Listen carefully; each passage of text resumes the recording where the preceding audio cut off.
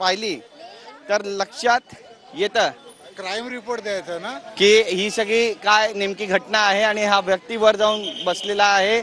महाराष्ट्रामध्ये 1500 सेंद्रिय मॉलची संकल्पना आणि ईश्वर यूथ एक्सपोर्टचा जो बॅनर आहे तो त्याने या ठिकाणी लावलेला आहे आणि पाहतो आपण पोलिसांचा देखील मोठा फौजफाटा या संपूर्ण परिसरामध्ये आता वाढवण्यात आलेला आहे। सगळ्यात महत्त्वाचं म्हणजे ही व्यक्ती या ठिकाणी पोहोचली कशी, झाडावर चढली कशी, हा सुद्धा महत्त्वाचा प्रश्न आहे। विविध आंदोलन विधानसभा सुरू असताना आणि अधिवेशन काळामध्ये पाहता येतात, कुणी आत्मदहनाचा प्रयत्न करतो तर कुणी या ठिकाणी विविध पद्धतीचे आंदोलन विधान भवनाच्या समोर करतं। पण आताची जी दृश्य आहे ती पाहण्यासारखी आहेत, कारण झाडावर चढून या व्यक्तीनं आता आंदोलनाला सुरुवात केलेली आहे। त्यामुळे या व्यक्तीला आता झाडावरून खाली कसं उतरवणार हा आताच्या घडीचा मोठा प्रश्न आहे। पोलिसांची एक मोठी तुकडी या ठिकाणी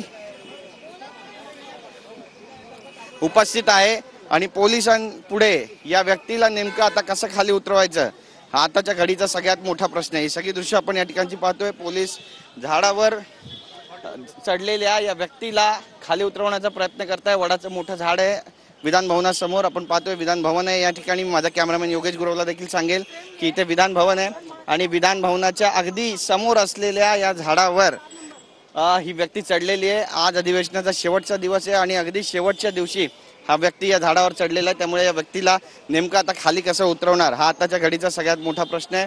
ही सगळी दृश्य आपण या ठिकाणची पाहतोय। पोलिसांचा मोठा बंदोबस्त आहे, ज्या ठिकाणी नेत्यांच्या गाड्या जातात, मंत्र्यांच्या गाड्या पास होतात। अगदी त्याच्या बाजूलाच असलेल्या झाडावर हा व्यक्ती येऊन चढलाय।